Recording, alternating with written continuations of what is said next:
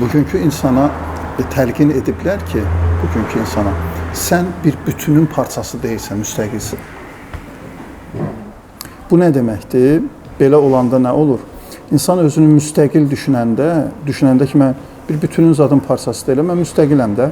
Bu zaman insan elə bilir ki, pislik də eləsə, tənbəl də olsa, çalışmasa da özünə ziyan vurur da, kimə nə? Sən desən, yox, sən bir kompozisiya düşün, bir bütün düşün, sən ümumi işə ziyan vurursan, bütün bir mexanizmin işini pozursan tənbəlliyindən. Bu mənfi mənadadır, indi müsbət tərəfində deyəcəm. İnsan bilməlidir ki, mən bir bütünün bir parçasıyam. Bir bütünün bir parçasıyam. Məsələn, tutalım, o musiqilərdə var da, tutalım, dirijor idarə eləyir. Orada bir tas vuranlar var, görürsünüz. Məsələn, o arada bir dənə vurur, arada bir dənə tıs vurur. O qədər də işin aşiqidir. Sən fikirləşsən, bu boyda şey qaldı, o orada durub. O, məsələn, düşünün ki, bir kompozisiyadır, böyük bir əsərdir. Bu fikirləşir ki, əşin nə var, bu nədir ki, tez-tez vurur, yaxud tənbəlliyim tutdu, vurmuram. Bütün əsəri pozursan da sən, olsun ki, detalsan. Amma bir kompozisiyada baxanda sən çox ciddi bir figursan. İnsan düşünməlidir ki, mən bir bütünün bir parçasıyam bu mənada. Mənim tənbəlliyim, mənim pis olmağım təkcə özümə zərər vurur deyil. Bütün bir mexanizmə zərər vurur da, böyük mənada. İnsanı ona görə, çalıblar ki, o müasir psixologiyada deyir də, sən özün, sən əsas özün, falan. Yox, qardaş, sən bir bütünün bir parçasısan, bütün prosesə. Eyni zamanda bu mənfi tərəfdəndir. Müsbət tərəfdən də insan düşünəndə ki, mən bir bütünün bir parçasıyam, orada nə baş verir? Orada gözəllik baş verir. Məsələn, bizim bugünkü buradakı görüşümüz dərin mənası olur.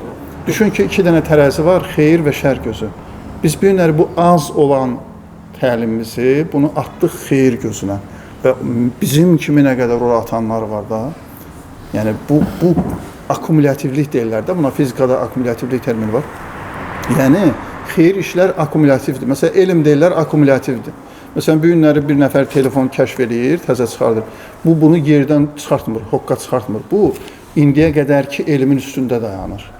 Məsələn, Newton deyir də, mən özümdən əvvəlki alimlərin çiyinin üstündə dayanıb bu kəşfləri edirəm. Eləcə də xeyir işlər belədir. Biz düşünsək ki, mənim bu xırda bu işim nə olacağı, haqlısan. Müstəqil düşünürsən sözü, haqlısan. Amma düşünəndə ki, bir xeyir tərəzisi var böyük mənada. Mənim o atdığım az kəpənək effekti, o Nupagadi multikində görmüsünüz də, ştanka bir dənə kəpənək qonur, ağırlaşır. Bu zarafat yana bir şeydir, amma kəpənək effekti deyilən bir şey var. Həqiqətən də azın təsiri var. Dünya deyilər integrativdir, bir bütündür. Mən həmişə deyirəm, məsələn, İmam Əli ilə bağlı biz onun mərhəmətindən danışırıq da həmişə ki, uşaqlara gedirdi, yetimlərə, nə bilim, yaxşılıq eləyirdi, produkt aparırdı, ərzaq aparırdı, hətta onlar üçün bişirirdi, onların xidmətində dururdu, şəxsən özü aparırdı. Ona görə ki, mərhəmətli adam idi, təkcə ona görə yox. İşin mərhəmət tərəfinə baxırıq, həm də ona görə ki, gerçək bir lider idi. Bu başa düşürdü ki, dünya integrativdir.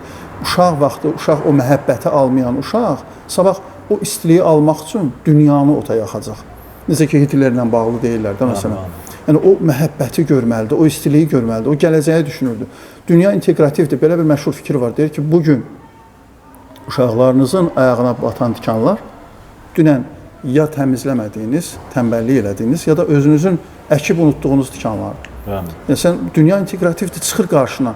Mən bir yazımda yazmışdım ki, kuryerə sifariş vermisənsə, unutsan belə o qapını döyəcək. Bəzən o proses fasilə girir araya, sən bir sifariş vermirsən. Amma yadından çıxıb da məşğulsan yazıb, bizim qapı döyülür, çıxırsan, sifariş vermişdiniz. Sifariş vermirsənsə o gəlir. Heç kim birdən-birə oturduğu yerdə zibilə düşmür. O məşhur sözdə, oturduğum yerdə zibilə düşmür. Yox, sən haradasa nəsə qaynatmışdın, sadəcə unutmuşdun onu. Zaman girmişdi araya və indi gəlir çıxır qarşına. Yəni, niyə görə bu belədir? Çünki dünya integrativdir, dünya bir bütün halındadır. Mənim bugünkü bu söhbətim sabahları o yazımda yazmışdım ki, qiyamət günü bəlkə də deyəcəklər ki, Təmas müəllim, məsəl üçün də sən filan xidmətlərinə görə filan şeyini təltif olunursan da, Təmas müəllim baxır, əməl dəftərində deyir, vallahi mənim onlardan xəbərim yoxdur. Deyir, tamam, birbaşa deyil, amma dolayısı ilə sən belə elədin. Yaxud əksi də ola bilər, bu da var. Deyirlər ki, filan qızı bədbəxt elədiyin üçün keçib yana deyirsən, mən o qızı tanımıram. Bir tanımırsan onu. Amma sən onun işçisi idi. Onun yoldaşı sənin işçisin idi. Sən onunla belə danışdın, belə elədin. O getdi, belə elədi. Ayrıldılar. O getdi, düşdü pis yola falan. Hamısı sənsən. Sən bunun təməlini qoymusan. Dünya bir bütündür. Sən bu kafada olanda qorxur. Deyirsən ki, mənim xırda elədiyim iş nələrsə böyük nəticələrə gətirib çıxa bilər. Həm pis mənada, həm yaxşı mənada. Dünya məndən ibarət deyil. Yəni, onu deyirdim ki, saqqallı uşağın bir əlaməti budur ki, o elə bilir ki, müstəqildir. Elə bir dənə o yer veriblər, yaşa burada. Yox, belə deyil. Sən ən gizli otağında belə, ən tək tənhalığında belə sən təsir edirsən dünyaya. Dünya integrativdir. Bu kimi şeylər insana özünü unutturdular, öz mahiyyətini unutturdular, öz müəllifindən qopartdılar insanı. Və insan gördü ki, məsələn, mən bayaqlar deyirəm, klaviatura tapmışsınız, kompüterin icadından xəbəriniz yoxdur. Düşünün ki, kompüterin icadından xəbəriniz yoxdur, amma klaviatura tapmışsınız. Biraz taktuk deyəcək, bu nədir? Mənasız bir şeydir də. Həqiqətən də bütünündən ayrı düşmüş bütün hissələr mənasızdır da. O bir bütünə qoşulanda funksionaldır, ondan kitablar yazılır falan. Sən indi qopartdın o mənasızda, o yükdür, onu aparıb zibilə atmaq lazımdır. İnsanı bir bütündən qopartdılar, təkcə heç Allahı nəzərdə tutmuram, mən bir kainat olaraq. Deyirsən, müstəqilsən, heç kimin sənə dəxli yoxdur, istədiyin kimi yaşa falan.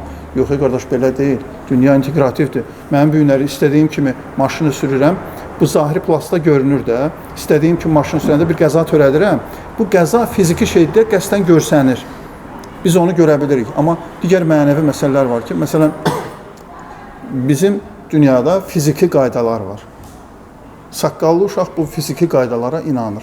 Fiziki qayda nədir? Məsələn, od yandırır. Tamam. Məsələn, tutalım, mən bu istəkanı tutmuşam burada. Bilirəm ki, mən bunu buraxsam, düşəcək stəkan sınacaq. Çünki cazibə qüvvəsi var da. Bu fiziki bir qaydadır. Amma o mənəvi qaydalara inanmır. Yetkin şəxsiyyət deyir ki, fiziki qaydalar kimi dünyada mənəvi qaydalar da var. Sən özün üçün eləyə bilməzsən, özün üçün yaşaya bilməzsən. Sistem belə qurulub. Sən deyə bilməzsən, niyə cazibə qüvvəsi var? Niyə od yandırır? Bu sualı verə bilməzsən. Sistem belə qurulub da. İndi psixologiyada ona bir Gestalt terapiya istiqaməti var. Gestalt nədir? Gestalt bütün deməkdir. Gestalt sözü bütün deməkdir. Və insan belə yaradılıb, insan bütünə can atır. Bütün olmaq istəyir. Yarımçıqlıq onu incidir. Hətta, məsələn, bizim bir yoxluyun, kompüterinizdə, notebookunuzda yarımçıq qalmış materiallar varsa, Word bir şeylər yazırsan, yarımçıq qalır. Bir iş görmüsən, yarımçıq. Bir layihə başlamısan, yarımçıq. O belə adam incidir. Onları belə sahmana salanda ya tamamlayın, ya sil at, bir yüngüllük gəlir adama. Çünki o bizim bir parçamız olub da kompüter. Yarımçıqlıq insanı incidir. Yarımçıq qalmış arzu, şiddətli bir arzun olub uşaqlıqda, sən ona çata bilməmişsən məsələn.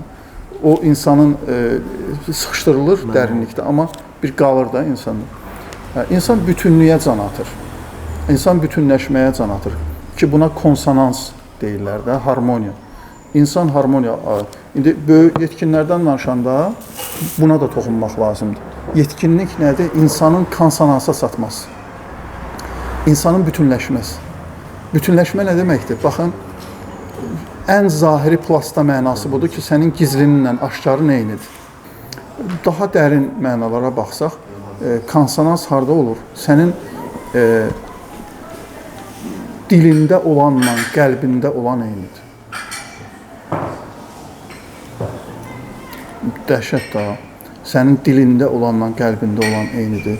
Qəlbindəkinlə dilindəki eynidir. Konsonans insan bütünlüyə can atır. İnsan bütünləşmək istəyir. Sənin real məni ilə ictimai məni, məşhurdur da real məni, ictimai.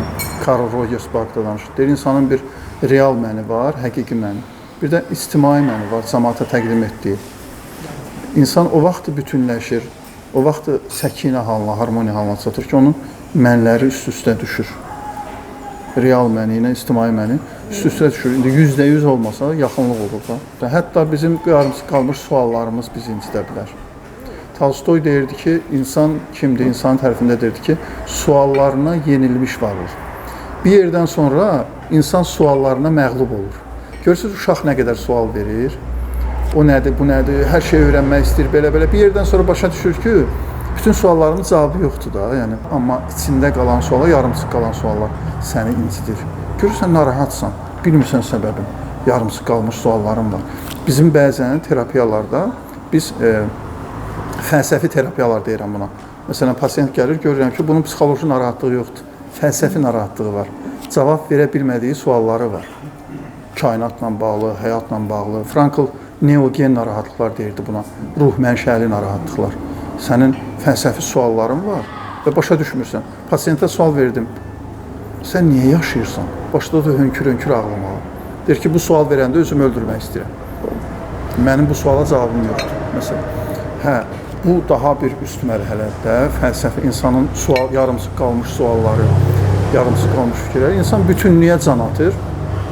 İnsan bütünləşəndə harmoniyada olur, konsonans halında olur və o xoşbəxtliyə çatır. Burada son olaraq bu məqamda nədir? Bir məqamda bütünlüklə bağlı nədir? Müəllifinlə bütünləşmə. İnsan çox şeydən qopardıblar. Məsələn, insanı təbiətdən qopardıblar. Biz təbiətdən qopmuşuq, indi darıxırıq deyə evimizin içinə təbiəti gətiririk. Bu gül əkir ya evin içində, güya fidan, nə bilim. Bunlar nədir? Torpaqdır məsələ. Evimizin içinə torpaq gətiririk, akvarium gətiririk, dənizi gətiririk evimizin içinə. Çünki məsələn, ən imkanlı adama sən dincəlmək denən, o gedib villaya çıxmayacaq, o gedəcək təbiətin qoynuna, nə bilim, belə falan. Çünki insan təbiətin bir parçası, təbiətdən ayrıblar. Eyni zamanda ən böyük ayrılığı da insanın məsnəvi, Ruminin məsnəvisi bununla başlayır da. 5 növ əz ney çün hekayət mikonət, əz şodayı ha şekayət mikonət. Deyir ki, o neyin səsi birisi niyə elə kədərlidir, qəmlidir, yandırırdı adamı. Çünki onun bir şikayəti var, onu qamışlıqdan ayırıblar. Onun yeri qamışlıqdır, insan əli deyil. Bu eyzən çox şeylərə aiddir. Heyvanlardır, sirkə gətirilən heyvanlar və s. Tamam, ola bilər, komfortdadılar filandılar, amma onların yeri ora deyil də. İnsanı da, insan bütünündən ayrılıb, bu mənada ki, Allahından qopub, insan bu dünyada darıxması anormaldır. Darıxmağı anormal deyil, darıxması anormaldır. İnsan burada darıxmalıdır. Bu bütündən ayrı düşür. Bir hədisdə var ki, dünya Allahın yaratdıqları arasında Allahdan ən uzaq yerdir.